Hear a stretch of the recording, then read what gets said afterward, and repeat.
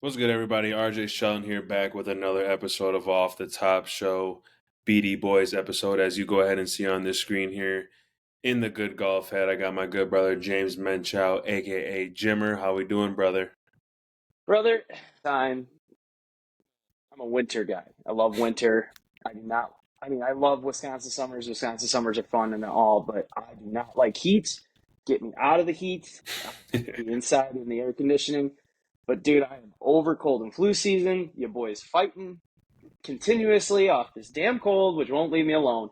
So I'm ready to turn the page on this winter season, which is ironic because in 2 weeks we turn the page on a football season, which is usually when I take the Christmas tree down. Not that I put it up, but that after the Super Bowl is like, okay, Christmas tree done. I like the warm lighting the Christmas tree brings because I only have white lights. But we're about to turn the page. I want to be done with this cold. I would like to just get the grill out. Let's get some brats going. I'm ready for the page to turn and get outside and get some golfing done because we're cooped up in this simulator that we do, which is very nice. Very But nice. Shout out to Nick. shout out to our boy Nick who has it in his basement. Humble brag for him. But it's time to turn the page. I'm sick of mainly just because I'm sick of being sick. So the wintertime is Jimmer's most busy. I would like to not be busy. Let's just hurry up. Let's get this page moving here. But we're gonna have things to talk about right now. But we got to get this page moving. No, I'm right with you, brother, man. Quickly over here, obviously, you know the Packers season's done, but there's just some news kind of talk about when it comes to obviously guys coming in from coaching standpoint, guys that were Packers that went ahead and retired, and possibly some rumors of what we can see if some guys maybe coming in. First off, with the coaching here, obviously we got our guy Rich back on an extension, which I think is good. He's done us well. What are your thoughts about that before we dive in? Obviously, these topics very briefly. We're not going to spend all day on it. Yeah. Um. Rich Bisaccia is more than just a special teams coach. He's the guy who handles the players the most besides Matt LaFleur. Like Matt LaFleur has to keep his head on what's going on right now. Any situations that pop up during the game that need to be handled, Rich Bisaccia is that guy, and the locker room respects the hell out of Rich Bisaccia. Special teams, I always thought Rich Bisaccia had the easiest job coming into Green Bay with the special teams because Green Bay was one of the worst special teams units when he came in. So his job was, I have to be average. If I'm average, I show improvement and I keep my job. I know he was on the lookout for some head coaching jobs. I think some of those head coaching jobs, maybe he was like, you know what, it's not even worth leaving where I'm at to go try to turn a program around because that's what you're doing essentially when you're coming into a head coaching job. It makes sense too. The Packers special teams wasn't very good last year, and a lot of people are saying, "Well, fire the coach." Well, everybody runs damn near the same special teams as everybody in the league. You talk to whoever, they're running the same thing. It's just a matter of, do you have the personnel to do it? It's tough to do that because you can't throw your starters out there. And if you're hurt, your threes and fours, who more sometimes are your special teamers, have to go out and play the one snaps, and then you elevate practice squad guys or find, it's a tough gig, but I think it makes sense. So we're just going to hit on that. I don't see personally what Green Bay special teams by getting a new coach would have done.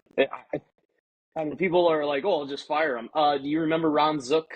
That was atrocious. So it is what it is. I'm not going to look too much into special teams unless we start losing games because of it, which we have before. That's what prompted the coaching change when we brought Rich Bisaccia in. So nothing really to be there. I think it's a good move.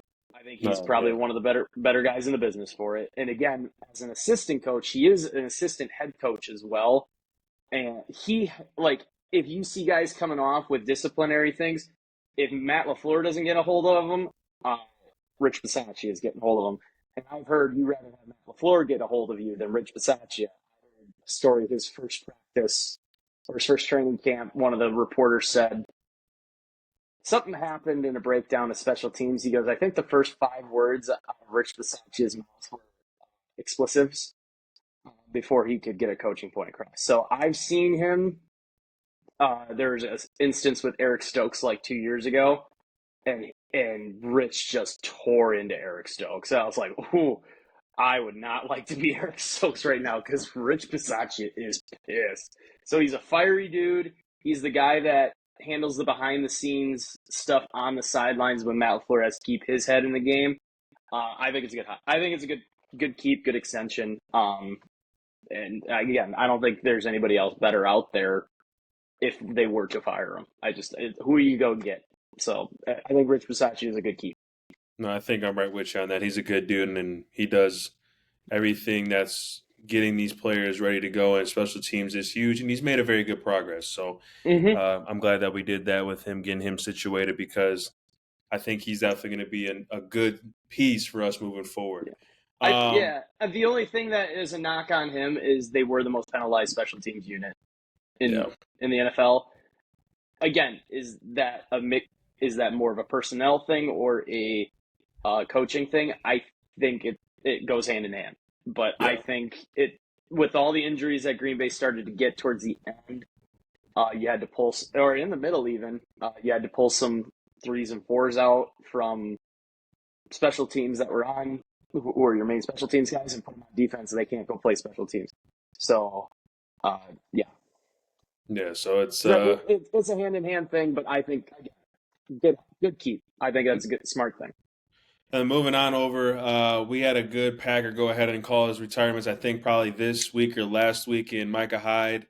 Definitely appreciate you for all you did for obviously the green and yellow. Definitely went ahead. And, did he? Oh Was he a part of that 2010 team? He was no, no, he wasn't. He but was a year or two. I think he was 2 years after it. He got uh, drafted, maybe a year after.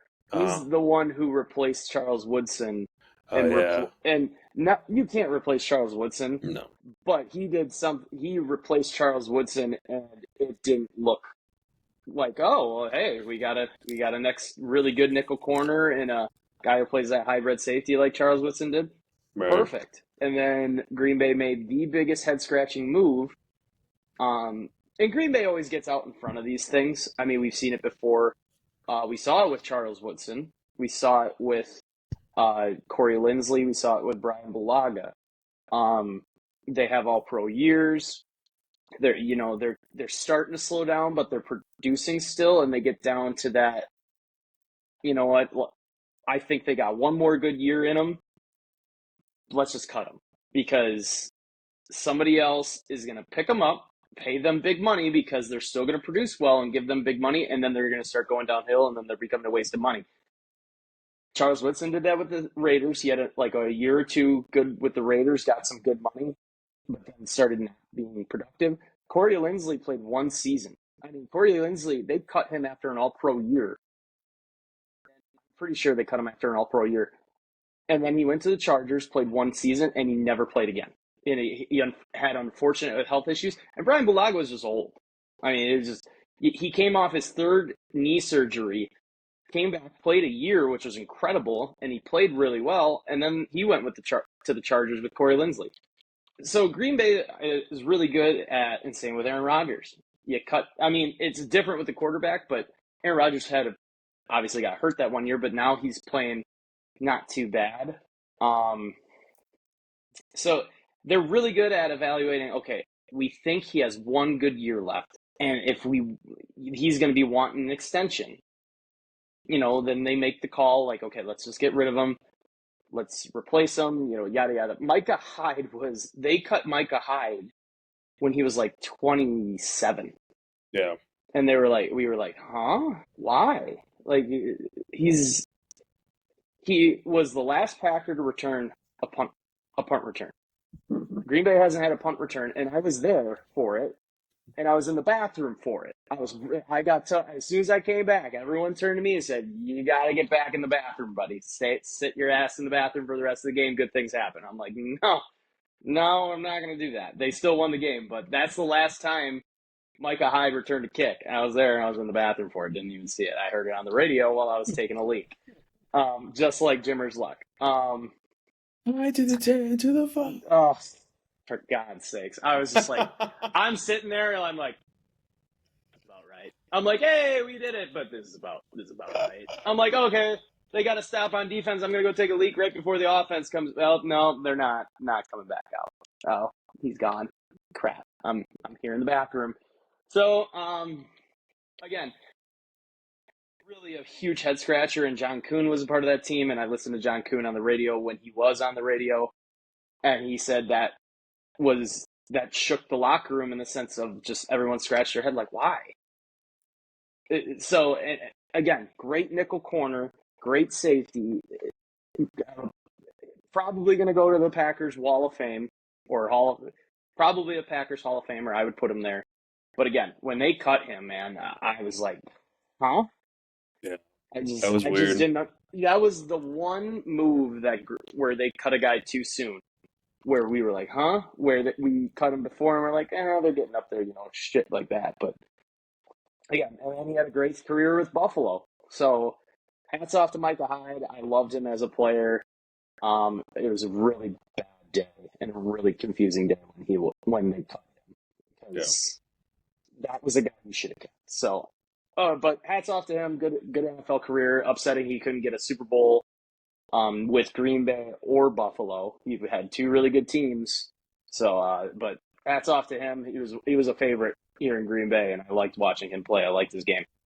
No, man, I'm with you on that one, man. He was a good one that I would say, he did what he needed to do. You look at it from a hindsight, flip a quarter, you're like, all right, well, wherever it land, he did his job on both ends. So he was a 4th-round pick. Right. Just like Evan Williams. That's why Evan Williams is comparing to Micah Hyde. They're both 4th-round picks, just guys who have just great instincts and just know where the ball is going to be and have great technique. So, I mean, they're just solid dudes. So, hats off to him, and hopefully Evan Williams can repeat as Micah Hyde in some sense, but let's not get rid of him if he's good. So, please don't get rid of him. Please. So, that was the only thing that was negative about Micah Hyde's career is the fact that they got rid of him when they shouldn't have. So, but, again, great player. I liked watching his game. He's a solid dude. If you wanted to play nickel corner, he was a guy you watch film on.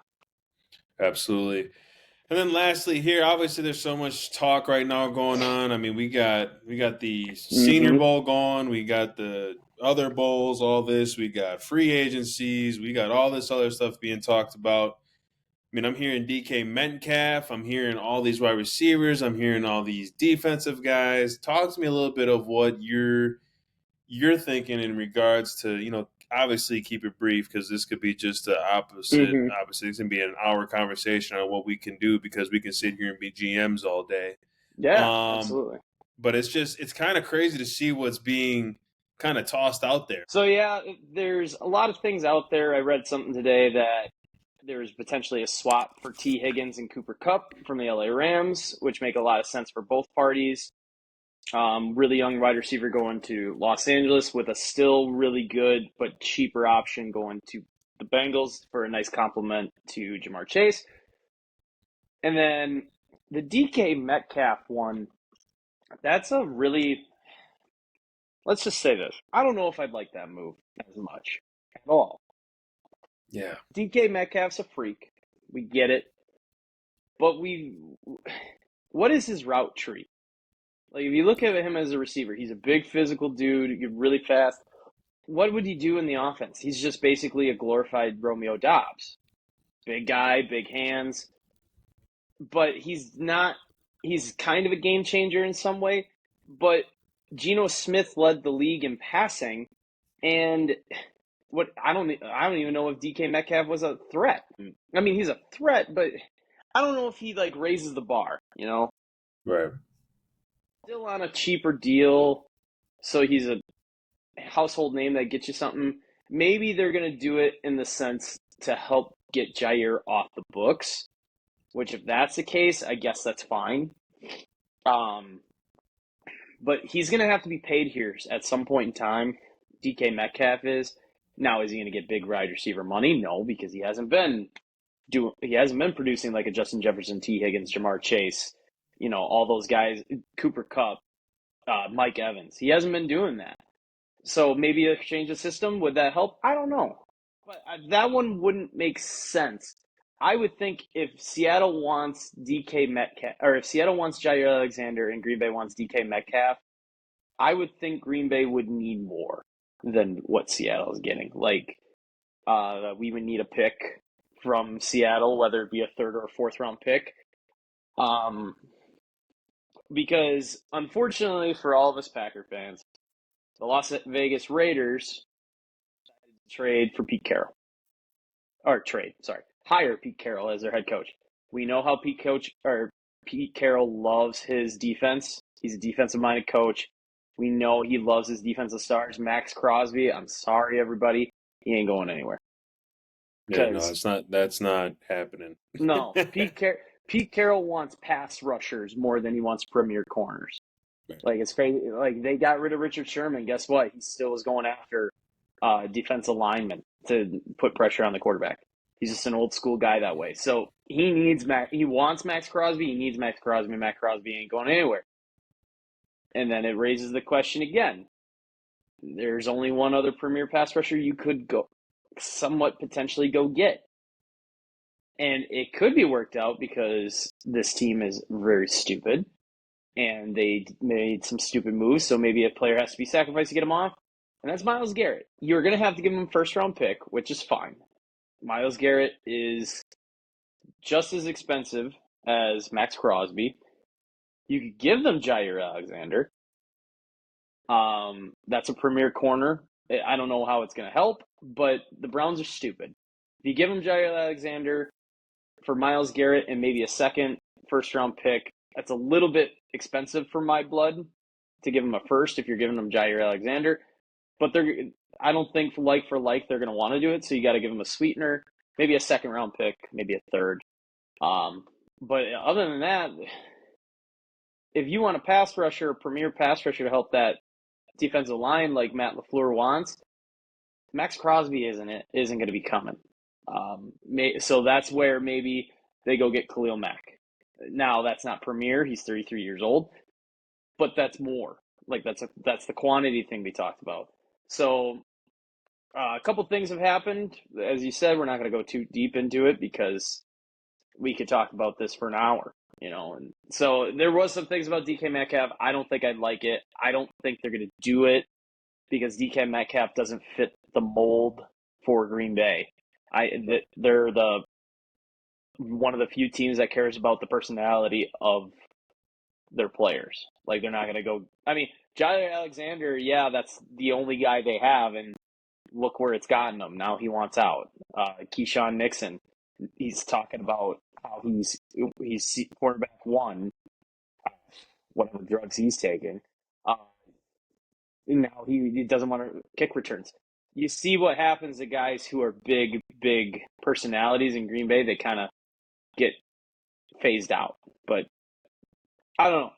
Long off season. March is the new start of the new season where players can get signed, traded, that whole ordeal. So we'll see what it brings. But there's just some other rumors. But unfortunately, the Max Crosby thing, I think, is definitely off the table now. If there was any chance of it, it's 0.1% chance of happening because Pete Carroll wants that guy.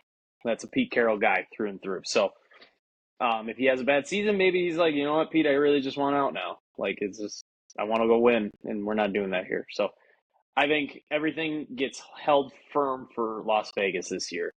They're going to hang on to what they have. They're going to draft somebody. Probably Shedeur Sanders, which is going to be an absolute shit show. But we'll see. We got a long way to go yet on that. So we got a couple months yet before all that stuff hits the fan. No, absolutely. Let's go ahead and move on over to Milwaukee Bucks. Another situation where there's trades coming up, things that possibly might happen. As we're seeing as of right now, just where the Bucks are standing at, they're fourth in the Eastern Conference, which is huge. 26-18. I mean, me and my good brother James were talking about them being bottom half about a month and a half ago. Well, They completely changed that. Giannis Antetokounmpo is playing unreal right now. MVP. Yeah, easy. Yes. And then the news here in regards to kind of just some trading rumors. I mean, as we see, I mean, or if you've looked, and I'm sure the people that are really dived into it have seen, um, three guys realistically. If you want me to put them in order, I'm not really. I'm just going to throw them out there and say, been hearing things about Zach LaVine, been hearing things about Bradley Beal, been hearing things possibly maybe about Jimmy Butler. With that, that means that if those play into factor, RJ, which one do you want? I wouldn't mind Zach LaVine. I think that's probably more kind of maybe the best fit.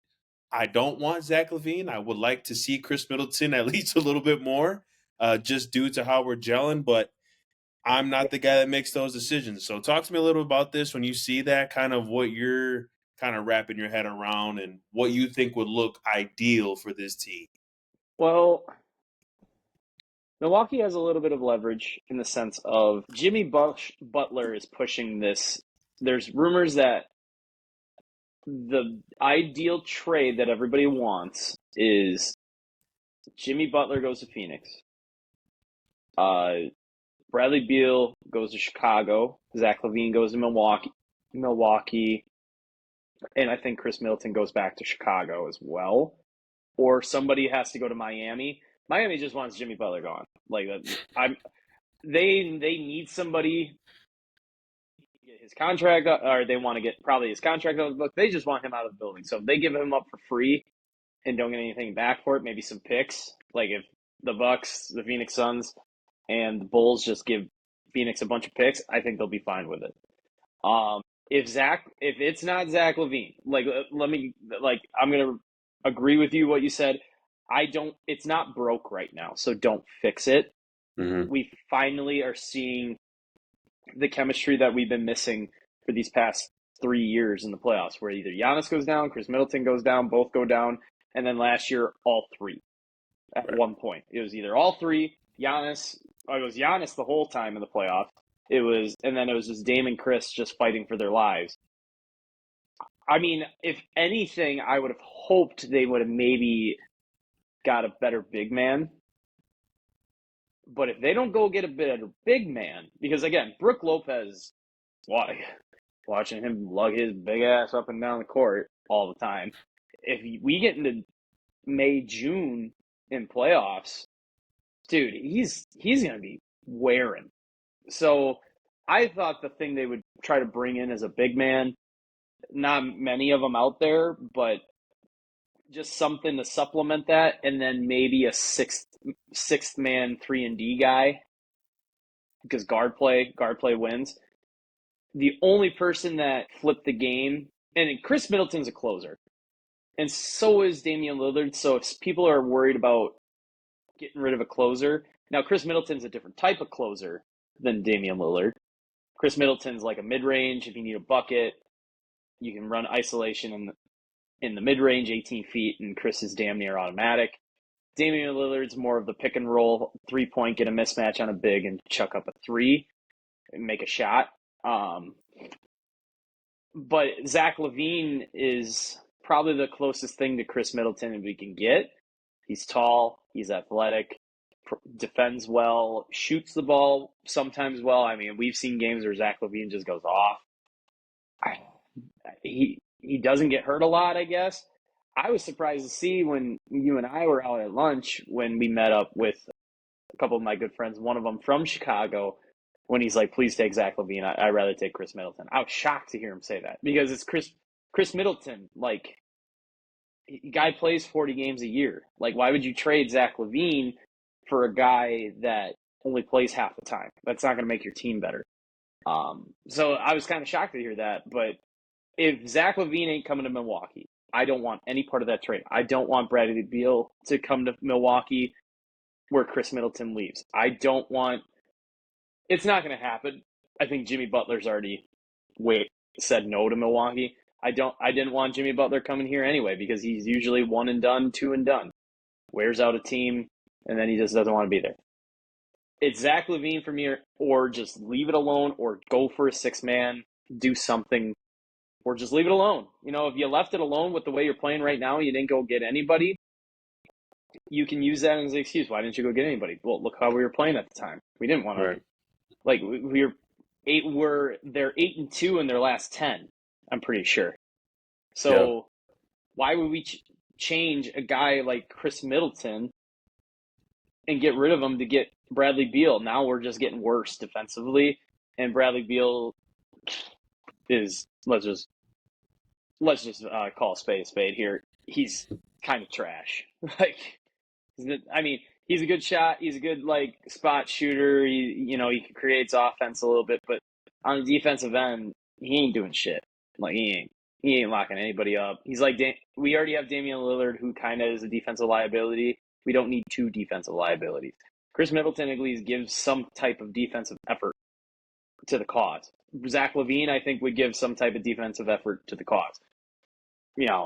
So and of course, Bradley Beal is like getting paid $80 million or something like that a year.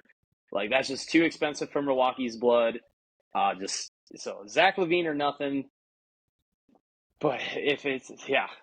So other than that, how Milwaukee's playing, I just want to see him go up against some good teams, like how they face against some better teams like Boston, or the Knicks. Any of those teams that are up in the Western Conference, even Denver. Let's see how they look against Denver. What have you. So just need to see them better performances against the better teams. So other than that, though, they're 8-2 in the last 10 games. You can't really complain what's going on. So that's why I'm just like, I don't know if we need a Bradley Beal. Actually, we don't want a Bradley Beal. Let's just get the we don't need him. No, we don't want a Bradley Beal. Zach LaVine would be okay, but then I think Giannis would kind of be like, why'd you just trade Chris Middleton? We were gelling. Like, everybody, even Damian Lillard and Chris Middleton, Giannis Antetokounmpo offense looks gel. It's not just still the Giannis and Chris Middleton synergy, which is fine. It's all three of them. They're all playing really well together. So, I mean, Bobby Portis, somehow miracles happen every day, ladies and gentlemen. Bobby Portis looks like he's playing really good basketball like he was when they won the championship. Brook Lopez is just doing a job. And the youth that they brought in with AJ Green and Andre Jackson Jr., and keeping Pat Connaughton as far down the bench as fucking possible, is doing really well. So Doc has been tinkering with some things, which is good. But I mean, again, maybe just don't do anything. If it's like, you know what, it's just not really working out with us guys, we're fine. So, which maybe Chicago, somebody gets a little desperate and says, okay, well, what if we do this? And Milwaukee's like, well, okay, we'll take that. We'll take a little bit of that. Maybe Chicago's like, you know what, we really want Chris Middleton, or we really want Bradley Beal and Chris Middleton, if that's what they're getting. Maybe Milwaukee's like, you know what, they call their bluff, walk away, and if they come back crawling and they give you the deal you want, sure.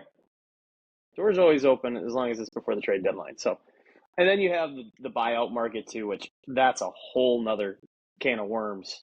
The buyout market gets a little nuts too, with some big-ish names or some solid players. That's where I think Milwaukee will do their most damage, is if they get a 3-and-D guy, or just some guy that can lock down a player that gets bought out. Who knows? So you got 3 games left from the trade deadline, I believe.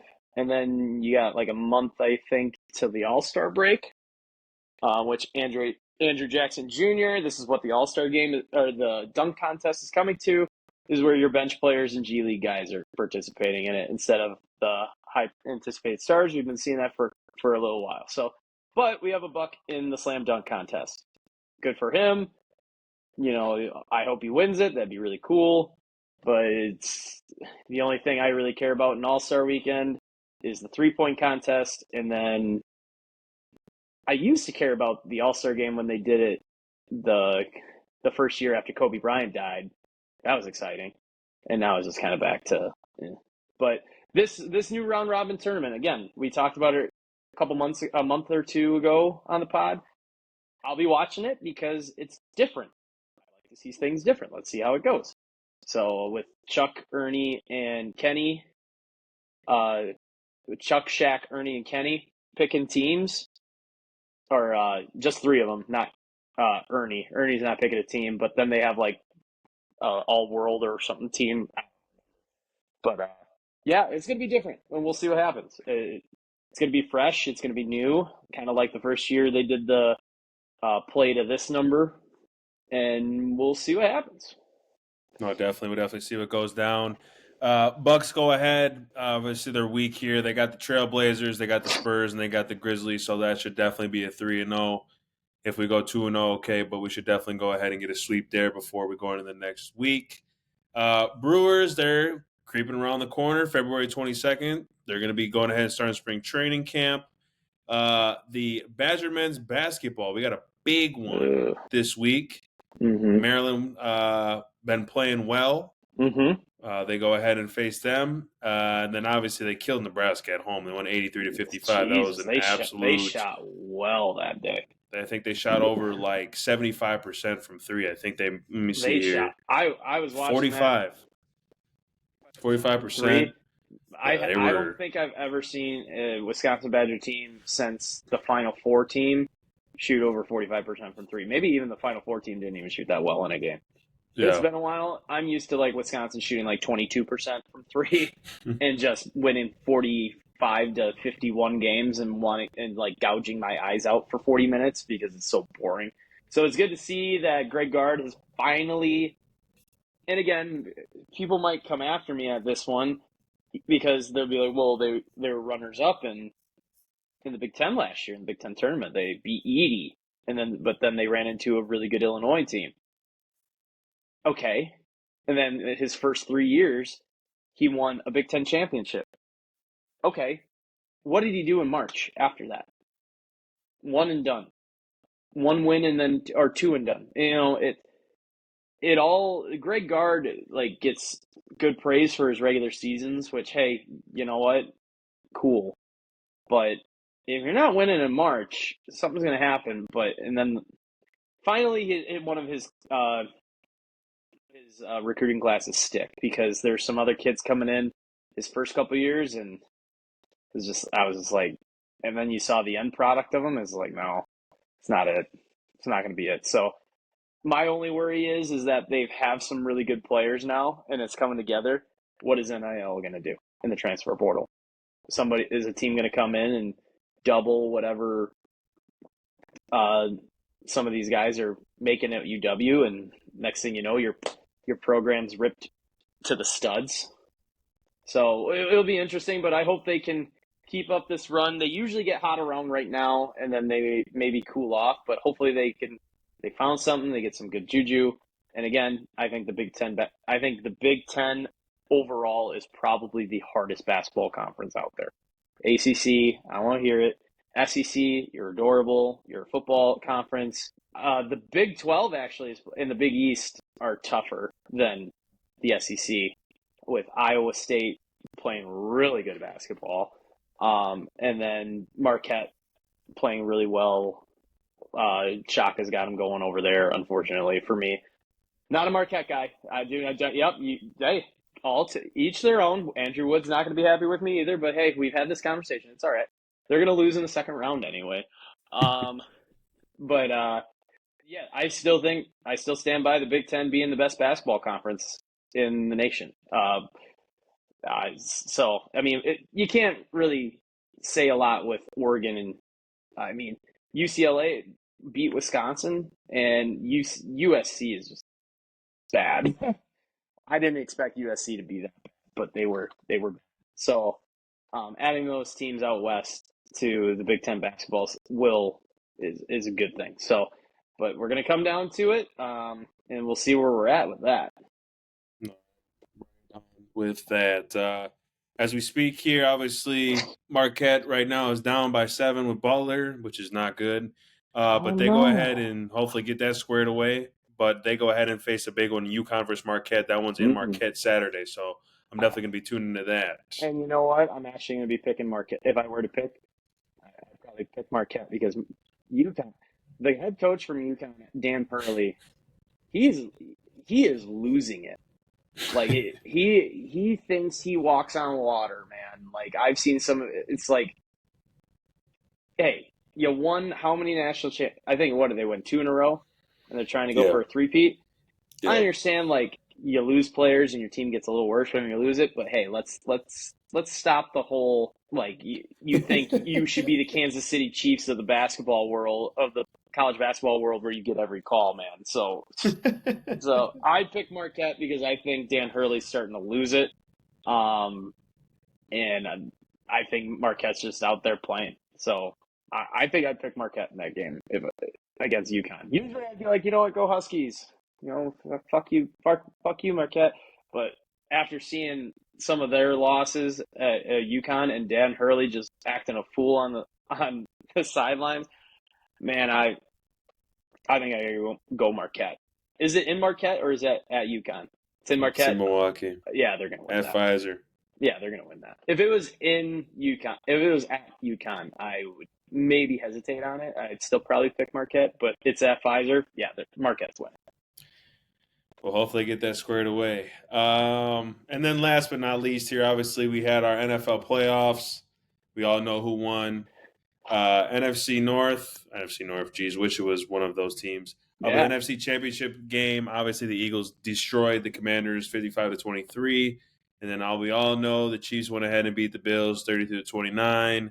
Josh Allen didn't go ahead and capitalize on a critical fourth quarter he drive. he We don't man, even need to go ahead and talk about the Commanders versus Eagles because that game no, was already settled. But we are we going to talk about this Chiefs versus because Bills briefly. I see a lot of people online. I mean, it was the first game in a while, right? Where we're talking about calls that happen early in the game.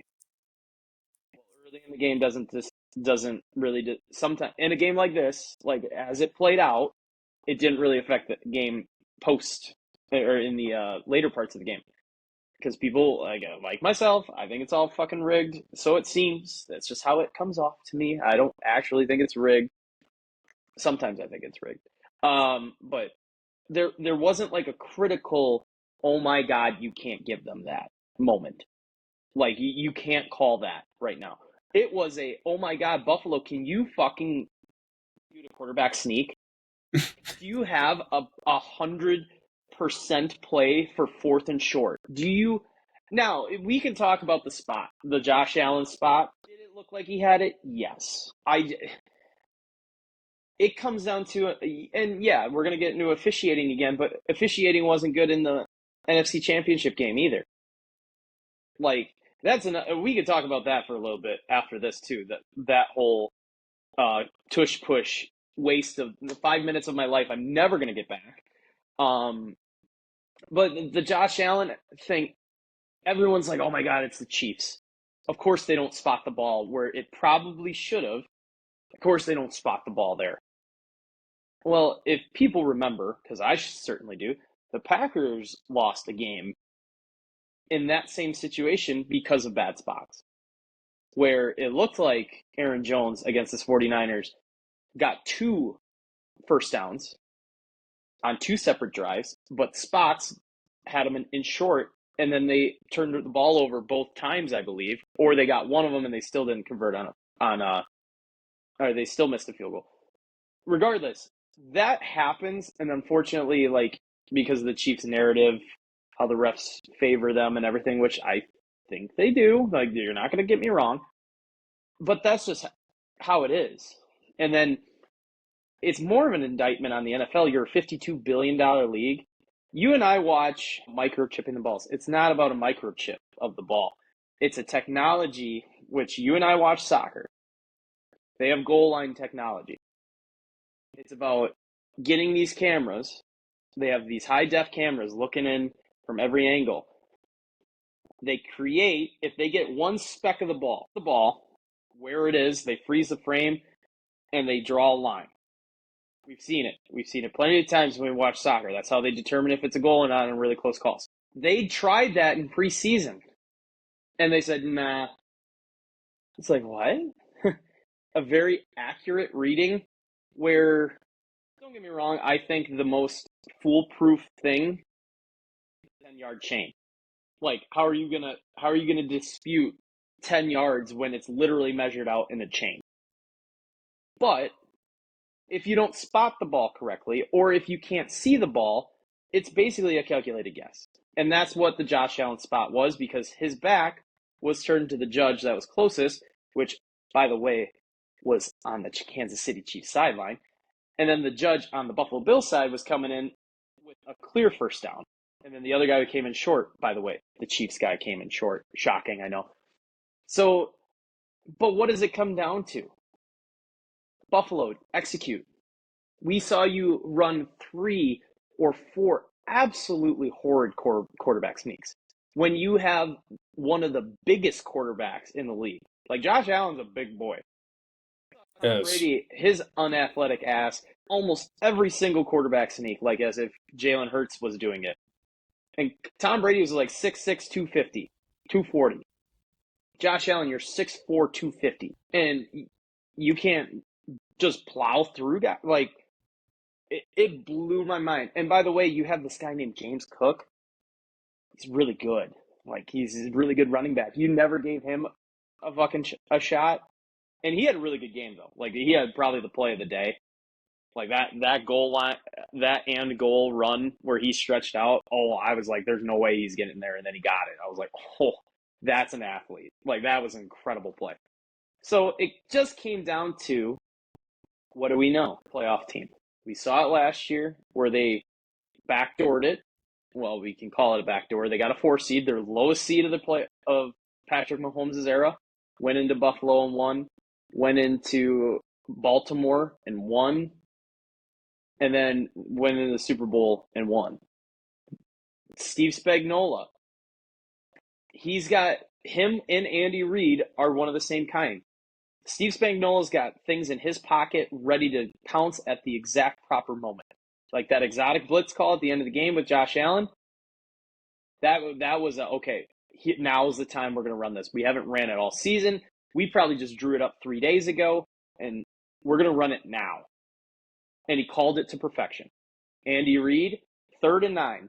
You could run the ball and just chew off 40 seconds, 43, 44 seconds. He's aggressive. I'm going to run this play that is not on tape. No one knows it. No one's probably even going to think of it. Run trips to your left, the offset back to the left. It's going to be man coverage because they need a stop. They're probably going to bring pressure. All 3 of you just run to the left. The one guy running man who has covered the backfield is going to get caught up in the wash. Easy high percentage throw, stay in bounds. If you don't get the first down, if you get the first down, we win. That's what they do. That's just what it makes us mad. Yeah, but that's just what they do. They capture the moments, and they're just really well coached, and they execute it. And yeah, it pisses us off, but the Bills, they don't execute. That's why they haven't beaten the Chiefs in 4 years. Lamar Jackson and the Baltimore Ravens, they can't execute when the moment's big. Mark Andrews drops a ball that he would catch 11 out of 10 times. So the only other thing which I find really funny is after the play that Josh Allen hawked one up because he needed to, Jim Nantz and Tony Romo were like, oh, there's a flag on there. And then they're like, oh, there isn't a flag. On the radio call with Kevin Harlan and Kurt Warner, they also said there's a flag on the field. So I'm like, if Kincaid catches that ball, the refs threw a flag just in case. He caught it. Because they were going to be like, oh, holding, illegal pick, something, move them back, retry. If you have 2 broadcasts that say flag, there's a flag, and then all of a sudden the Chiefs, it didn't go the Chiefs, or it went the Chiefs' way, so they're like, oh, never mind, we'll just pick that up. I'm just reading what everybody, I just read things. I know the broadcast on the TV said it. Sometimes maybe there's, like, the Chiefs have a yellow glove, maybe a glove came off or a towel came off. But when the radio announce team says it as well, and Kevin Harlan and Kurt Warner are very good at what they do as well, now I'm like, okay. But we'll never know. Cameras never showed it. It is what it is. It's football. But I think this is the first game in a while where this isn't a cheap rig job, where a 50-50 call went the Chiefs' way. It was just The Chiefs took advantage of their opportunities, and the Bills didn't. So, and again, I think the Bills didn't stick to what they knew. They were gashing them in the run game, and they just didn't feed. If the Eagles were gashing Washington. And what did they keep doing? Here you go, Saquon. Here you go, Saquon. Here you go, Saquon. And then when they were like, okay, we got a perfect run stop. Okay, there's A.J. Brown. Yeet. And then when Saquon came out of the game, when the game was out of hand, here you go, Shipley. Here you go, Shipley. We'll talk about the Super Bowl matchup here shortly, or next week. And then we get to the NFC Championship game. I'm never going to – they need to ban the tush push. And not because I think it's a bad play. Like, if it works, it works. But now you're putting into the effort of, if it's 4th and 1, the Philadelphia Eagles line up, close the splits, as you know.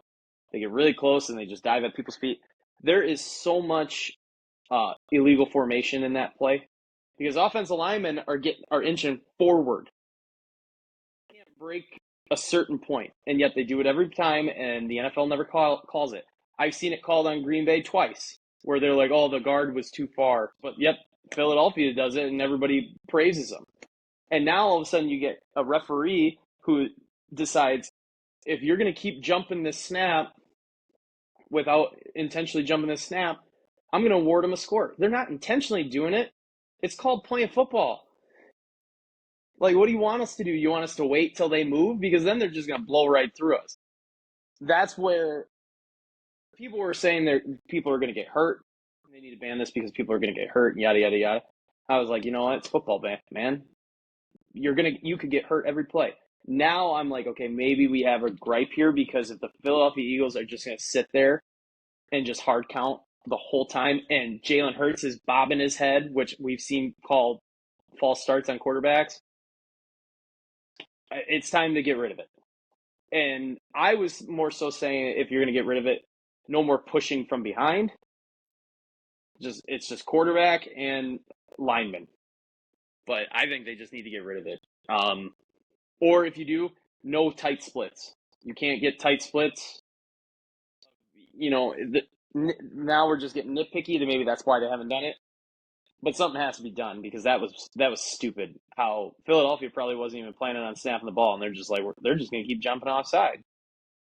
So we got on NFL officiating. NFL officiating took a hard, stiff jab from the public and the media this weekend, as they rightfully sometimes do and should. But all in all, the games kind of went. The championship game went as we thought it would. I mean, I thought Washington would put up a fight. They put up a fight, and then Saquon Barkley happened. And then I thought the Bills would play better, and they just never step up, and they can never seize the opportunity when an opportunity is in front of them. The Kansas City Chiefs seem to always seize an opportunity that's in front of them. So it should be a good game for the Super Bowl, but we'll get into that next week. Absolutely. Before we go out, man, you don't want to do the Jim Bob Cooter pick. So what is the T? So I'm gonna have you blindly rank 1 through 5. You don't know what's coming next. Okay. Ballpark foods. Ooh. 5 ballpark foods, one by one, and you have to pick a slot. And what you get is what you get. Let's see if you can, and I'm going to give it to you in random order, and you get to pick 1 through 5. And that's what you got to live with. So, are you ready, sir? Ballpark foods. Ballpark foods. So I get to go ahead and I rate which one's the best, Yep. obviously. Okay. Go ahead. But you don't know what's coming next. All right. You have to think about it. You have to think about all the ballpark foods. Could this one be coming? Could that one be coming? All right. Okay. Number 1, or the first option, chicken fingers or chicken tenders. I will go 3. Okay. All right. Next option, the soft pretzel and cheese. That'll be a 2. Oh, really? 2? Oh, yes. Okay. What? Okay. Good soft pretzel and cheese? Hey, I'm not, I thought, okay. The next one, Hot dog. I mean, that's for Not a me and brat. just It's what a I hot dog. what I like. No, yeah, this is all on. This is all personal preference. I'm gonna go 4. Okay, really? All right. So you're leaving 1 and 5 left. You have Yes. 1 and 5. All right, next one. Say it one more time. Can't hear you.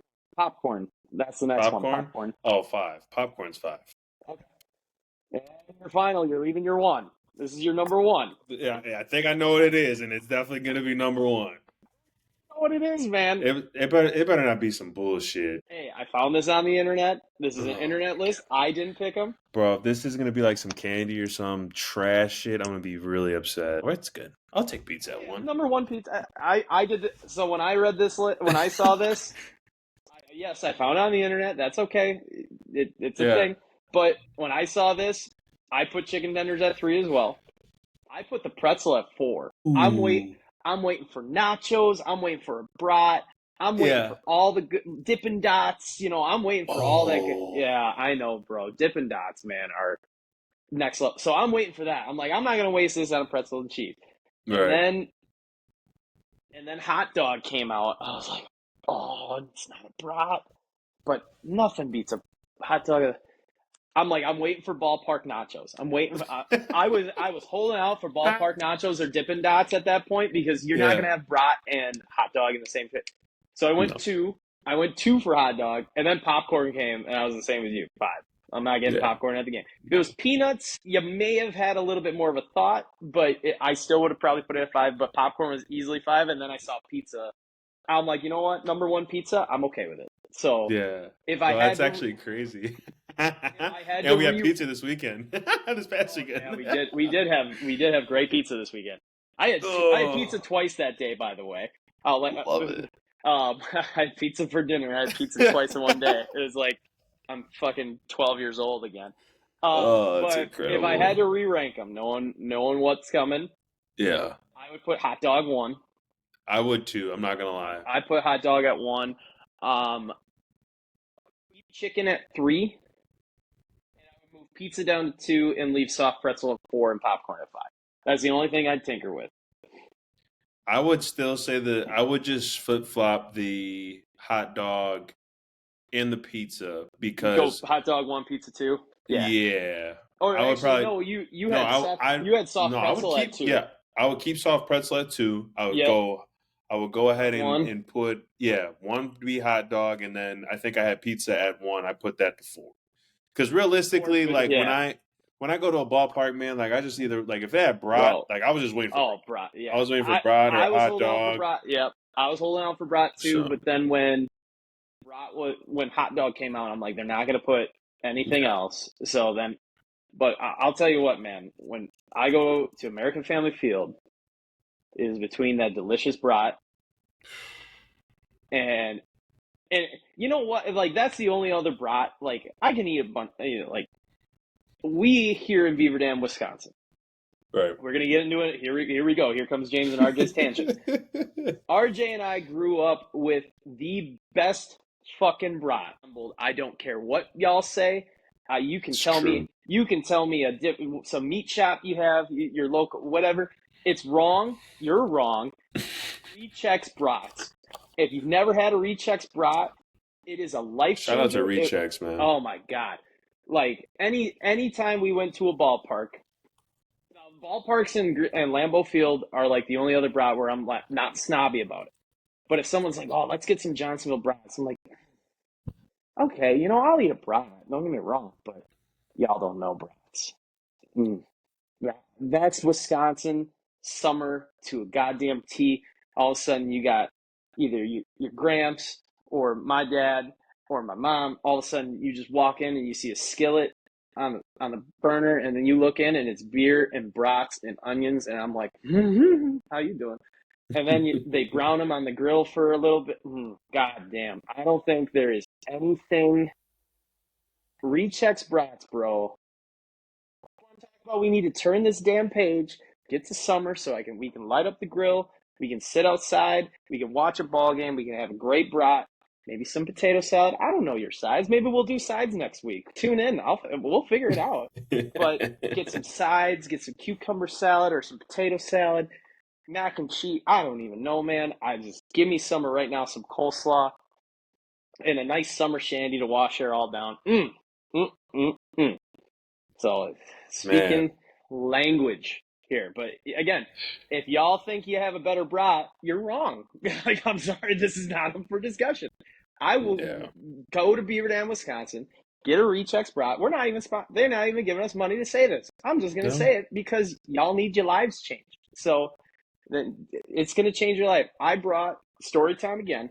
I see now I got off on a tangent about brats. People are gonna be like, I thought we were talking about Midwest sports. Midwest sports and brats go together, people. Yes, So they do. to my cousin got married in Scottsdale, Arizona. I stayed at the wedding venue, which was a $2.4 million mansion. I was like, I could only wish to have something like this. This place was immaculate. And I brought my golf clubs because it was March. Wisconsin at that point in March was -5 degrees for 2 weeks straight. It was polar vortex. It was really cold.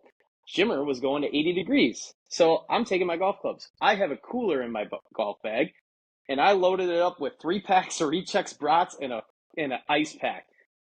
I got down there, bro, and we had 10 people staying at this mansion, and with the wedding party, and people are like, "What are we gonna eat for lunch?" I'm like, "Today."